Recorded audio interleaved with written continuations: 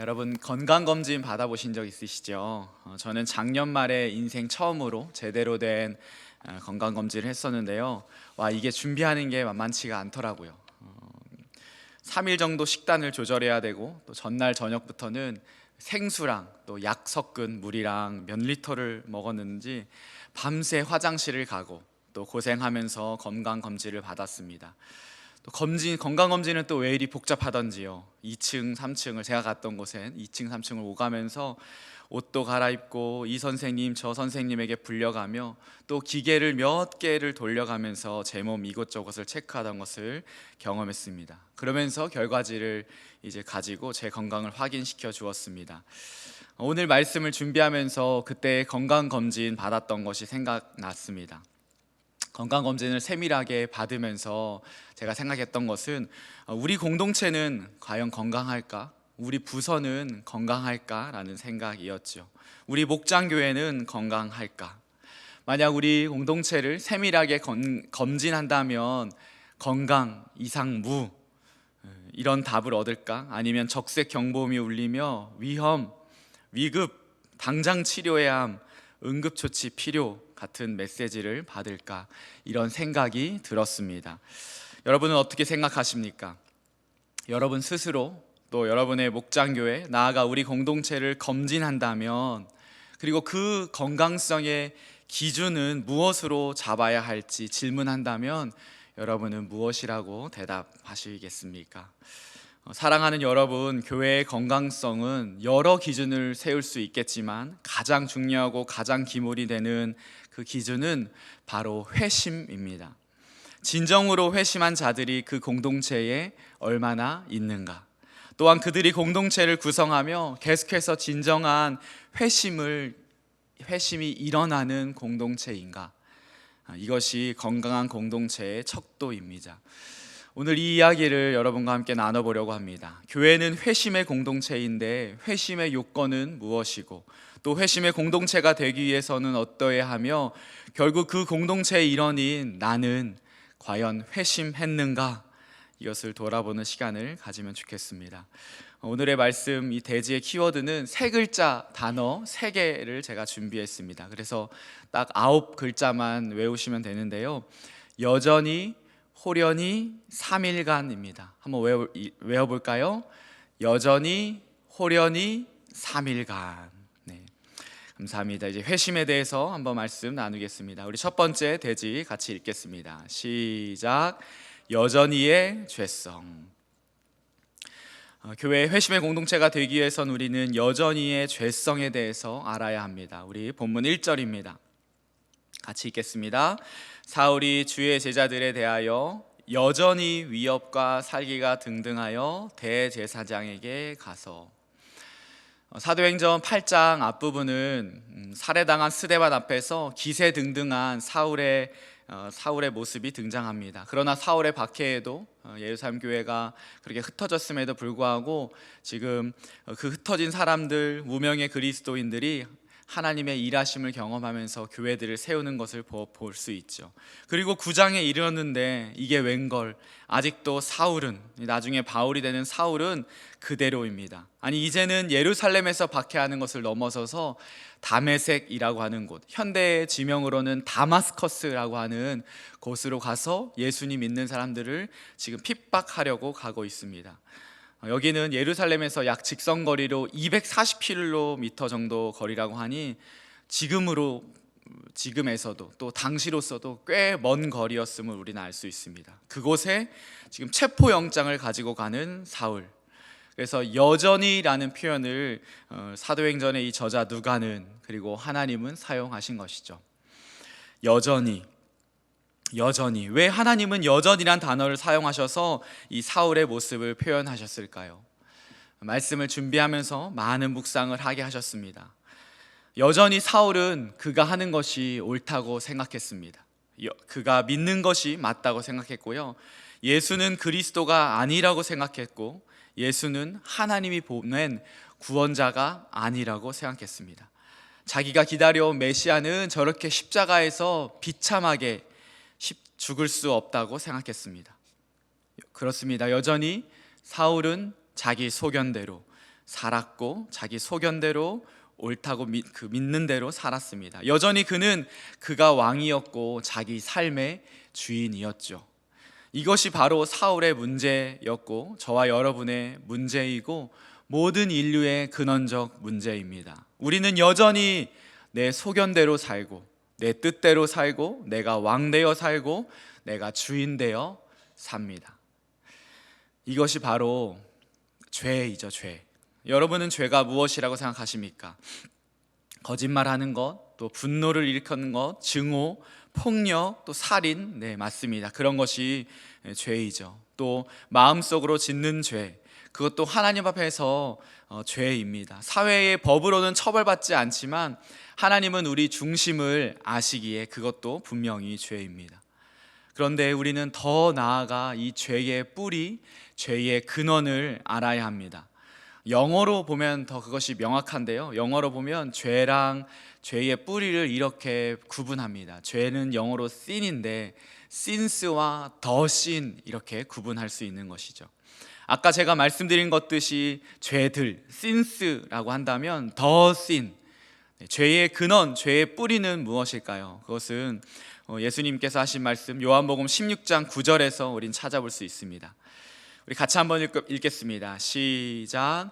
죄에 대하여라 함은 그들이 나를 믿지 아니하며. 예수님을 믿지 않는 것, 예수님을 구원자와 주님으로 받아들이지 않는 것이 바로 죄의 뿌리, 더 sin입니다. 이를 더 쉽게 표현하면 이것입니다. 우리 구약성경 사사기의 핵심 성구이기도 한데 구약성경 사사기의 맨 마지막 말씀이죠. 같이 한번 21장 사사기 21장 25절 읽겠습니다. 시작. 그때에 이스라엘에 왕이 없으므로 사람이 각기 자기의 소견에 옳은 대로 행하였더라. 자기 마음대로 자기 뜻대로 사는 것이 죄입니다. 이스라엘의 왕이 정말 없었습니까? 인간으로서의 왕은 없었지 분명히 왕이 계셨죠. 누가 계셨죠? 바로 하나님이셨습니다. 하나님이 왕이신데 하나님을 왕으로 인정하지 않고 자기가 왕되어 자기 뜻대로 살아가는 것, 그것을 성경은 죄의 뿌리, 죄의 근원이라고 말하는 것이죠. 더 쉽게 말하면요, 죄는 무엇입니까? 내 인생에 하나님 필요 없어요 라고 말하는 것입니다. 내 인생은 내 것이니 하나님 필요 없습니다. 내 인생에서 빠지세요. 그렇다면 누가 왕이 되는 것이죠? 바로 내가 왕이 되는 것이죠. 내가 주인이 되는 것이죠. 모두가 다 자기 자신이 주인이 되어 살아가는 것입니다. 내 뜻과 내 마음과 내 감정과 내 판단과 내 경험이 제일 중요하고 그것에 맞게 내 소견대로 살아가는 세상입니다. 생각해 보십시오. 에덴 동산에서 아담과 하와에게 뱀이 무엇이라고 유혹합니까? 너 이 선악을 알게 하는 나무를 먹으면 하나님처럼 될 수 있어. 그 사탄의 유혹에 넘어갔습니다. 하나님처럼 될 수 있어 라고 하는 말에 나는 하나님이 아닌데 절대 그것을 먹으면 안 되지 라고 반응한 것이 아니라 그래? 내가 하나님처럼 될 수 있다고? 그래서요, 그 선악을 알게 하는 나무를 먹었죠. 내 인생에서 주인을 하나님에서 이제 내가 되는 것, 하나님을 내쫓은 것입니다. 그 결과는요, 하나님을 내쫓은 것이 아니라 내가 에덴 동산에서 쫓겨남 당했습니다. 하나님의 풍성함에서 쫓겨났습니다. 노동을 해야 이제 먹을 수 있고 땀을 흘려야 소산을 얻을 수 있게 되었습니다. 하나님께서 주시는 것으로 풍성했는데 그 풍성함이 사라져 버렸습니다. 그럼 어떻게 해야 할까요? 노력해야 합니다. 땀 흘려야 합니다. 그런데요, 노력하면 됩니까? 땀 흘리면 그에 맞는 정당한 대가를 얻으면서 살아갈 수 있습니까? 만고일에 그런 세상은 없었습니다. 그런 사회는 없었습니다. 그래서 하나님의 풍성함의 반대말은 여러분 결핍입니다. 하나님을 떠난 내가 주인이 되어 사는 인생의 결과는 바로 결핍, 부족함입니다. 늘 부족합니다.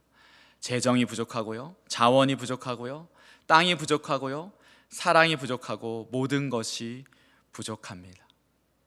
저희 지난 주일에 청년부는 우리 한 자매님을 초청해서 우리 콘서트를 했는데 그 자매님은 구멍이라고 표현하더라고요. 자기가 예수님을 만나기 전에 많은 구멍들이 있었다고요. 그것이 무엇이에요? 하나님을 떠난 죄의 모습이고 죄의 결과이죠. 왜일까요? 우리는 하나님이 아니니까. 무한하신 하나님을 떠난 인간은 유한한 존재이기 때문에 이 구멍이, 결핍이 찾아오게 됩니다. 그렇게 되면 이제 어떻게 살아가야 할까요? 내 것으로 만족할 수 없으니까 다른 사람의 것이 눈에 들어옵니다. 그 사람의 돈을 내가 가지고 싶고, 그 나라의 자원을 우리나라가 가져야겠고, 그 사람의 행복을 내가 가져야겠습니다. 내가 부족하니까 다른 사람의 돈을, 다른 사람의 힘을, 다른 사람의 행복을, 다른 나라의, 다른 사람의 사랑을 갖기 원하는 거죠. 여러분, 누구라고 아이쿠 너가 부족하구나, 내 것을 좀 나눠줄게 하는 사람이 있습니까? 그런 사람 세상에서 보신 적 있습니까? 그럴 수 없죠. 빼앗아야 하고요, 속여야 하고요, 몰래 가져와야 하고, 또 그러려면요 분열시켜야 하고, 이간질시켜야 하고, 남을 깔아뭉개야 합니다. 밟아야 합니다. 개인적으로도 사회적으로도 말이죠. 그렇게 이 세상은 개인과 사회의 이러한 모습으로 말미암아 전쟁과 폭력과 살인과 온갖 죄들이 만연한 그런 지금의 세상으로 변해버렸습니다. 그것을 깨어진 세상이라고 표현할 수 있겠습니다. 이 세상은 깨어져 버렸습니다. 그 세상 가운데 우리가 살고 있고, 본문의 이 사울 역시 자기 소견대로 사는 전형적인 인간, 하나님 앞에서 죄인된 삶을 살아가는 그 모습으로 살아가고 있었습니다. 어떻게요? 여전히 기세에 등등하여 말이죠. 여러분에게 질문합니다. 여러분은 어떠십니까? 여러분도 사울과 같이 여전히 자기가 왕되어서 하나님의 왕자를 찬탈하여 살고 있지는 않으십니까? 자기의 소견에 옳은 대로 살고 계신 건 아닙니까? 또 한 번 질문합니다. 여러분의 그 삶은 어떠하십니까? 살만하십니까? 이 어그러진 세상 속에서, 깨어진 세상 속에서, 결핍의 세상 속에서 내 인생의 유한함에 매일 부딪히며 살아가는 삶이 살만하신가요? 다시 한번 더 깊이 질문합니다. 그런 인생을 평생 사실 것인가요? 하나님의 풍성함을 경험하지 못한 채, 하나님이 원래 디자인하신 세상과 하나님 나라를, 에덴의 기쁨을 누리지 못한 채 그렇게 평생 살아갈 것입니까? 여전히의 삶으로 살아갈 것입니까? 그런 우리를 찾고 있는 분이 계십니다. 사냥꾼처럼, 맹수처럼 우리를 추적하고 추격하시는 분이 계십니다. 그런 우리를 불쌍히 여기셔서 우리에게 찾아오시는 분이 계십니다. 오늘 그분을 만나봐야 하겠습니다. 우리 두 번째 대지입니다. 두 번째 대지 같이 한번 읽어볼까요? 시작. 호련히의 은혜. 3절입니다. 시작. 사울이 길을 가다가 다메섹에 가까이 이르더니 호련히 하늘로부터 빛이 그를 둘러 비추는지라. 여전히 제 잘난 맛에 사는 사울에게 한 분이 찾아오십니다. 예고 없이, 갑자기. 그것이 무엇이에요? 그것이 호련이죠. 호련히. 맞을 준비가 된 것도 아닙니다. 그 삶에 조금이라도 반성의 기미가 보였던 것이 아닙니다. 그 삶에 나아질 어떤 모습이 보였던 것이 아닙니다. 그런데 찾아오셨습니다. 호련히. 그분은 누구십니까? 우리 4절 제가 읽고 여러분 5절 읽어주십시오. 땅에 엎드려져 들음에 소리가 있어 이르시되 사울아 사울아 내가 어찌하여 나를 박해하느냐 하시거늘. 5절 대답하에 주여 누구시니까 이르시되 나는 내가 박해하는 예수라. 예수가 살아나셨다고 거짓으로 말하여 민심을 흉흉하게 하고 유언비어를 퍼뜨리는 사람을 잡으려고 혈안이 된 사울에게 부활하신 예수님이 찾아오셨습니다. 그를 혼내시려고요? 그를 심판하시려고요? 그를 죽이려고 찾아오셨습니까? 놀랍게도 아닙니다. 그를 돌이키시려고, 그를 살리려고, 자기가 왕되어 살았던 그 삶을 내려놓고 예수가 주인된 삶을 살게 하시려고 찾아오신 것이죠. 그것이 하나님의 아들이신, 그리고 하나님이신 예수님이 우리와 같은 이 인간의 모습으로 찾아오신 이야기, 그리고 우리에게 말씀하시는, 보여주시는, 초청하시는 이야기입니다. 우리 대표적인 본문이 마태복음 4장 23절인데요 우리 같이 한번 읽어볼까요? 시작. 예수께서 온 갈릴리에 두루 다니사 그들의 회당에서 가르치시며 천국, 하늘나라 복음을 전파하시며 백성 중에 모든 병과 모든 약한 것을 고치시니. 천국 복음, 하늘나라 복음, 하나님 나라 복음으로 깨어진 영혼, 깨어진 한 영혼 한 영혼을 살리시려고 우리 가운데 이 낮은 곳에 우리와 같은 모습으로 오셨습니다.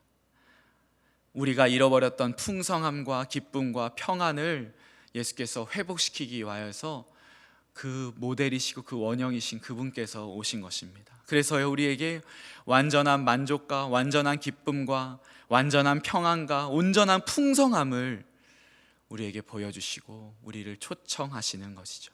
그래서 우리는 오직 예수 안에서, 복음 안에서, 이 하나님 나라 안에서 이것들을 누릴 수 있고 회복할 수 있습니다.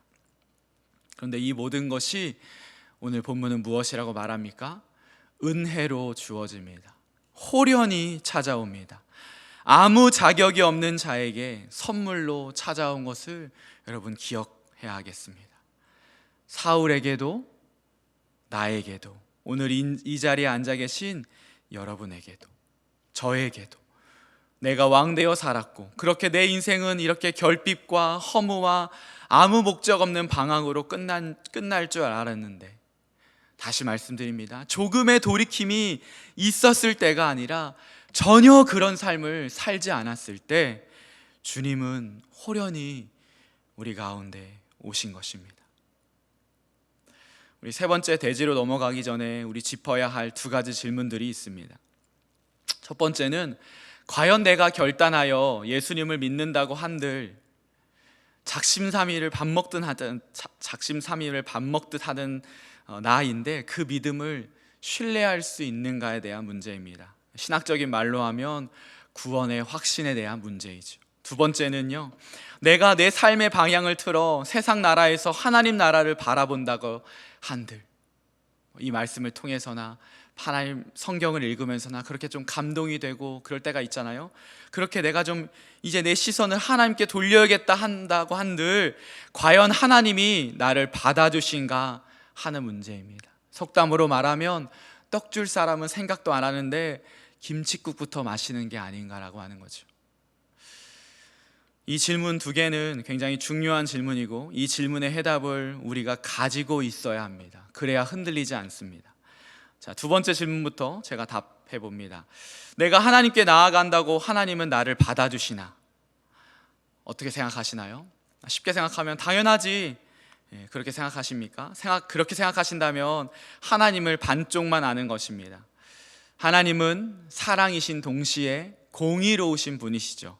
정의로우신 분입니다. 그렇기 때문에 우리의 죄의 문제는 반드시 하나님 앞에서 그 죄의 값을 치러야 합니다.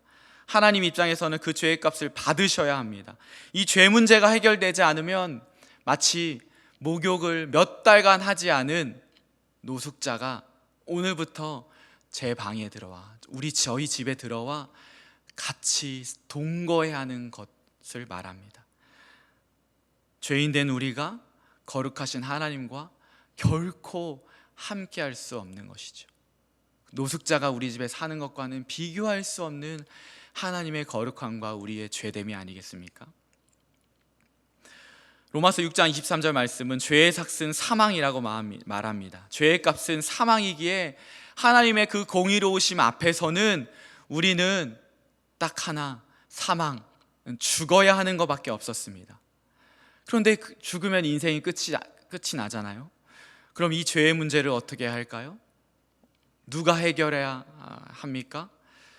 너무나 잘 아시지만 사랑이신 그 하나님이 당신의 하나밖에 없는 아들을 우리 가운데 보내셔서 인간으로 오셔서 단 한 번도 죄를 짓지 않으시고 또 죄인으로 태어나지도 않으신 여자의 후손으로 오신 그 예수 그리스도, 그분께서 나의 죄를 위하여서, 우리의 죄를 위하여서 십자가에서 피 흘려 죽으셨을 때에 하나님은 우리의 죄가, 나의 죄가 사해졌다, 깨끗해졌다, 속해졌다, 그렇게 하나님 편에서는 인정하시고요, 우리에게는요 너가 의롭게 되었다고 그렇게 선언하신 것입니다.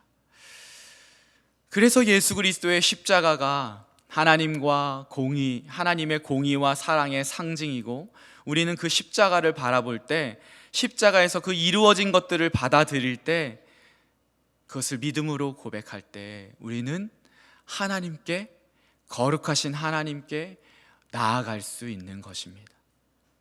나아갈 담력을 얻는 것이죠. 히브리서 말씀에 로마서 5장 8절입니다. 사도 바울의 고백이죠. 같이 한번 또 읽고 외워볼까요? 시작. 우리가 아직 죄인 되었을 때에 그리스도께서 우리를 위하여 죽으심으로 하나님께서 우리에 대한 자기의 사랑을 확증하셨느니라. 네, 사도 바울의 고백입니다. 우리가 아직 죄인 되었을 때, 우리가 여전히 살기가 등등할 때, 하나님께 돌아가려고 하는 그 어떤 모습도 보이지 않은 그때에 그리스도께서 우리를 위하여 죽으셔서 하나님이 우리에 대한 당신의 사랑을 보여주었다는 것이죠. 로마서 4장 25절입니다. 시작. 예수는 우리가 범죄한 것 때문에 내줌이 되고 우리를 의롭다 하시기 위하여 살아나셨느니라. 아멘. 예수 그리스도의 죽으심과 부활로 우리는 의롭다 여김을 받아 하나님께 나아갈 수 있고, 하나님도 하나님의 공의와 사랑의 성품 안에서 우리를 당신의 자녀로 받아주실 수 있습니다. 이것 때문입니다. 예수 그리스도의 십자가 덕분에 우리가 돌이켰을 때 하나님이 받아주시는 것입니다. 십자가 덕분에. 다시 속담으로 가면요, 김칫국도 마시고 떡도 먹을 수 있는, 영생도 얻을 수 있고 풍성함도 얻을 수 있는 그 은혜를, 선물을 우리는 받았습니다. 첫 번째 문제이죠. 구원의 확신. 과연 내 결단을 신뢰할 수 있는가입니다. 하나님이 예수 그리스도를 통해 나를 당신의 자녀로 받아주신다고 하더라도 내 결단이, 나의 의지와 결단이잖아요. 매일 작심삼일하는 우리잖아요. 오늘은 하나님의 자녀로 살아가는 것 같지만 예배만 끝나면 더 연약한 우리들이 보이잖아요. 배우자와 자녀들과 세상과의 많은 관계 속에서 넘어지잖아요. 어제 저희 로마서 10독하는데 절반 이상이 로마서 7장 말씀을 오늘 이번 주에 저희 삶에 들어왔습니다 하더라고요. 로마서 7장 말씀이 뭔지 아세요?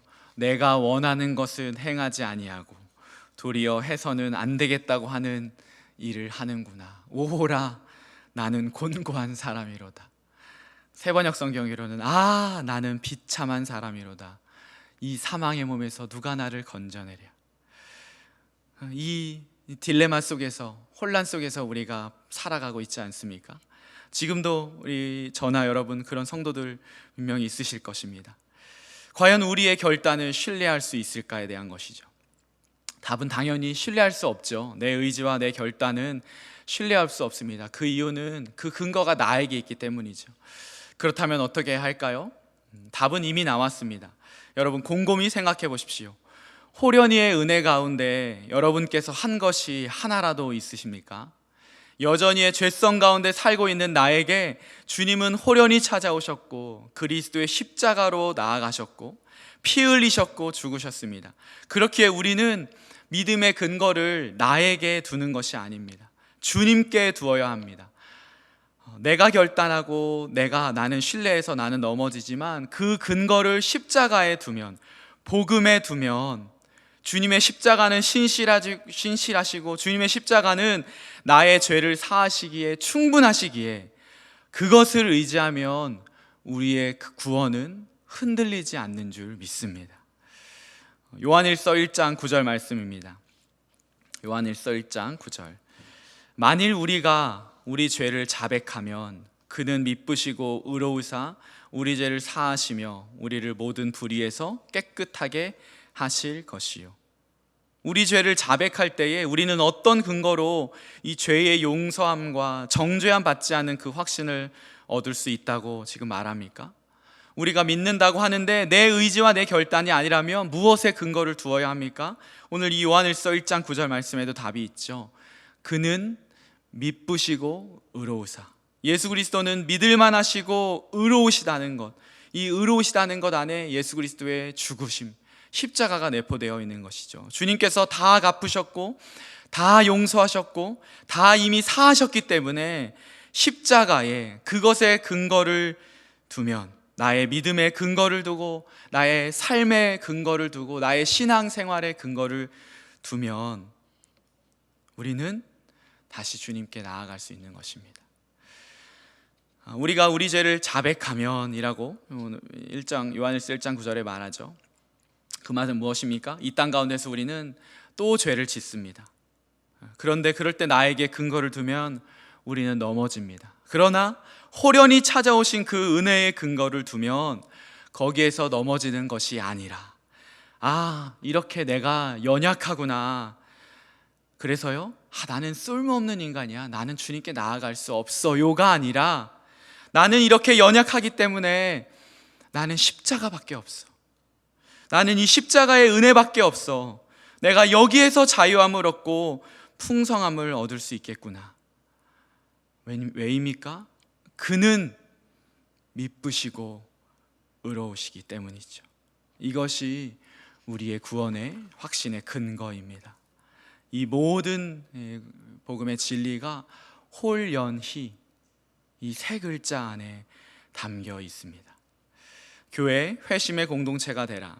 첫 번째는 여전히의 죄성이고요, 두 번째는 홀연히의 은혜이며, 마지막으로 세 번째입니다. 세 번째 대지 시작. 3일간의 직면입니다. 직면. 우리 본문 마지막 9절입니다.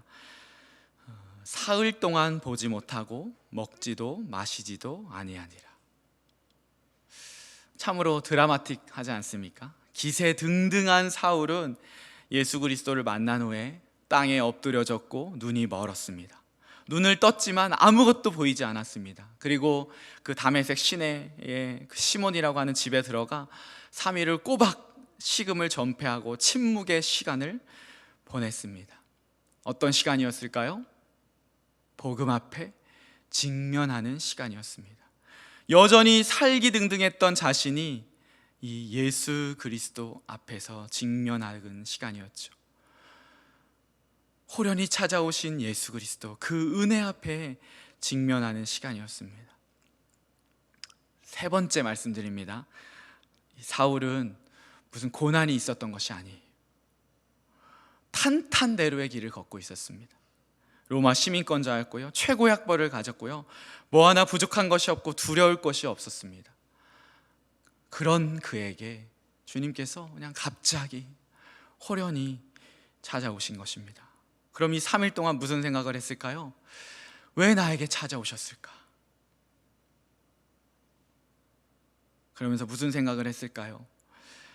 우리 돌로 쳐 죽인 스데반이 생각났을 것이고, 집집마다 들어가 협박하고 위협하고 박해했던 자기 모습이 생각났을 것이고, 그런데도 그 흩어져서 복음을 전하는 그 무명의 그리스도인들의 미소와 그 확신이 생각났을 것이고, 그런 죄인 중에 괴수인 나를 심판하지 않으시고 찾아오셔서 구원의 손을 내미시는 주님의 사랑, 그 사랑에 아마 감복해서 3일 내내 그 감동과 죄송함과 회개의 그런 시간이 아니었을까요? 여러분, 울기만 했을까요? 후회만 했을까요? 아닙니다. 결단했을 것입니다. 어떤 결단일까요? 여전히의 모습으로 살 것인지, 아니면 호련히의 그리스도의 은혜로 살 것인지, 내가 왕되어 살 것인지, 예수님이 왕되어 이제 주님의 노예로 살지, 세상 편에 서서 살지, 하나님 편에서 내가 이전보다 부족하고 누리지 못할 수 있지만 무명의 그리스도인으로 살지, 직면과 결단의 시간이었을 것입니다. 사랑하는 여러분, 이것이 회심입니다. 이 진정한 회심을 통해 하나님께서는 교회를 세우셨습니다. 우리 주일 말씀을 통해서 사도행전 말씀 계속 봤잖아요. 11장에서는요 사도 바울이 수리아 안디옥에 가서 1년 동안 훈련교사로 헌신합니다. 13장에서는요 1차 전도여행을 시작하는 5명의 선교사가 됩니다. 16장에서는요 이 아시아를 더 이상 전도하지 못하게 성령께서 막으셔서 유럽으로 건너갑니다. 그리고 27장 아리스다고와 28장으로 가면 드디어 로마에 가고, 로마서 마지막에 가면 서바나 스페인까지 가는 놀라운 일들을 하나님께서는 누구를 통해서요?